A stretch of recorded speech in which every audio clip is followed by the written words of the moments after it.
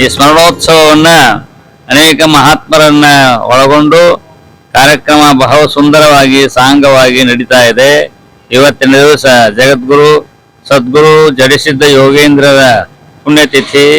ಈ ಪುಣ್ಯತಿಥಿ ನಿಮಿತ್ತವಾಗಿ ನಾವೆಲ್ಲರೂ ಕೂಡ ಸಮ್ಮಿಲಿತರಾಗಿದ್ದೇವೆ. ಆ ಮಹಾಪುರುಷರ ಹಾಕಿಕೊಟ್ಟಿರ್ತಕ್ಕಂಥ ಅಧ್ಯಾತ್ಮದ ಒಂದು ಪರಂಪರೆಯನ್ನ ಸಾಂಗಮಂಗಲವಾಗಿ ನಡೆಸಿಕೊಂಡು ಹೊರಟಿದ್ದೇವೆ.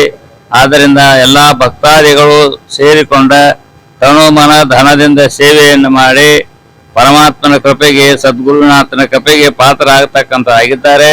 ಆದ್ದರಿಂದ ಇವತ್ತಿನ ದಿವಸ ಸದ್ಗುರು ಜಡಿಸಿದ್ದ ಯೋಗೇಂದ್ರ ಪುಣ್ಯಾರಾಧನೆಯನ್ನು ನಾವೆಲ್ಲರೂ ಕೂಡ ಭಕ್ತಿ ಶ್ರದ್ಧೆಯಿಂದ ಮಾಡ್ತಾ ಇದ್ದೇವೆ. ಪರಮ ಪೂಜ್ಯ ಜಗದ್ಗುರು ಜಡಿಸಿದ್ದೇಶ್ವರ ಮಹಾಸ್ವಾಮೀಜಿಯವರ ಪುಣ್ಯಾರಾಧನೆಯನ್ನ ಜಗದ್ಗುರು ಸಿದ್ಧಾರೂಢಪ್ಪನ ಕಾಲದಿಂದಲೂ ಇದು ನಡೆದು ಬಂದಿದೆ.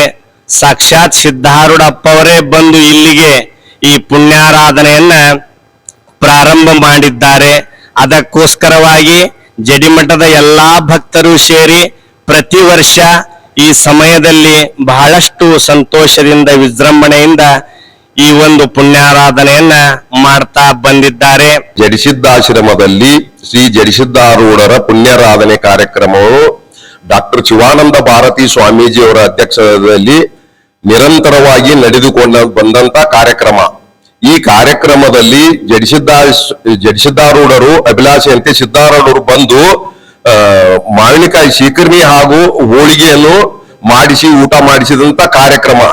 ಈ ಕಾರ್ಯಕ್ರಮ ನಿರಂತರವಾಗಿ 63 ವರ್ಷಗಳ ಅಪಾರ ಭಕ್ತ ವರ್ಣದಲ್ಲಿ ನಡೆದು ಬಂದಿರುತ್ತದೆ. ಸಿದ್ಧಾರೂಢಪ್ಪನವರ ಹಾಗೂ ಜಡಿಸಿದ್ದಾರೂಢರ ಬಹಳ ಅನ್ಯೋನ್ಯ ಅವಿಭಾವ ಸಂಬಂಧ. ಜಡಿಸಿದ್ದಾರೂಢರು ದೇಹ ಬಿಟ್ಟ ನಂತರ ಶಂಕರಾನಂದ ಪರಮಹಂಸರು ಈ ಮಠವನ್ನ ಜೀರ್ಣೋದ್ಧಾರ ಮಾಡುತ್ತಾ ಪೂರ್ಣಗೊಳಿಸಿದರು. ತದನಂತರದಲ್ಲಿ ಶಿವಾನಂದ ಪರಮಹಂಸರು ಉತ್ತರಾಧಿಕಾರಿಯಾಗಿ ಈ ಮಠವನ್ನು ಮುಂದೆ ಸಾಗಿಸಿದರು. ತದನಂತರದಲ್ಲಿ ಸದ್ಗುರು ಸಿದ್ಧಾರೂಢರ ಪ್ರತಿ ಅವತಾರವೇ ಡಾಕ್ಟರ್ ಶಿವಾನಂದ ಭಾರತಿ ಅಪ್ಪಾಜಿಯವರ ದಿವ್ಯ ಸನ್ನಿಧಾನ ಸ್ಥಾನದಲ್ಲಿ ಜಡಿಸಿದ್ದ ಯೋಗೇಂದ್ರ ಮಠದ ಎಲ್ಲ ಕಾರ್ಯಕ್ರಮಗಳು ನಡೆಯುವ ವೇದಾಂತ ಪರಿಷತ್ತುಗಳು ಸಿದ್ಧಾರೂಢ ಜನ ಪ್ರತಿ ಅವತಾರವೇ ಡಾಕ್ಟರ್ ಶಿವಾನಂದ ಭಾರತಿ ಅಪ್ಪಾಜಿಯವರ ಅಮೃತ ಹಸ್ತದಲ್ಲಿ ನೆರವೇರುತ್ತಾ ಬಂದಿದ್ದೇವೆ. ತದನಂತರದಲ್ಲಿ ಅವರ ಶಿಷ್ಯಂದಿರಾದ ಪರಮ ಪೂಜ್ಯ ಮುಕ್ತಾನಂದ ಭಾರತಿ ಅಪ್ಪಾಜಿಯವರು 2009ನೇ ಇಸ್ವಿಯಲ್ಲಿ ಪರಮ ಪೂಜ್ಯ ಡಾಕ್ಟರ್ ಶಿವಾನಂದ ಭಾರತಿ ಅಪ್ಪಾಜಿಯವರ ಅಮೃತ ಹಸ್ತದಿಂದ ಶ್ರೀಮಠಕ್ಕೆ ಅವರನ್ನ ಉತ್ತರಾಧಿಕಾರಿಯನ್ನು ಮಾಡಿದರು.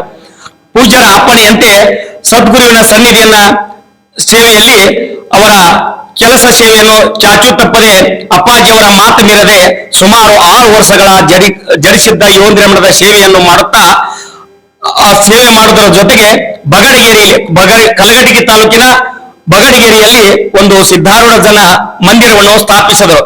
ಆ ಸಿದ್ಧಾರೂಢ ಮಂದಿರವನ್ನು ಸ್ಥಾಪಿಸಿದ ನಂತರ ತನ್ನ ಗುರುವನ್ನೇ ಕರೆದುಕೊಂಡು ಹೋಗಿ ಆ ಮಠವನ್ನ ಉದ್ಘಾಟನೆ ಮಾಡಿಸಿ ಅವರ ದಿವ್ಯ ಸನ್ನಿಧಾನ ಸ್ಥಾನದಲ್ಲಿ ಶ್ರೀಮಠವನ್ನು ಬಗಡಗೇರಿಯಲ್ಲಿ ನೆರವೇರಿಸಿದರು.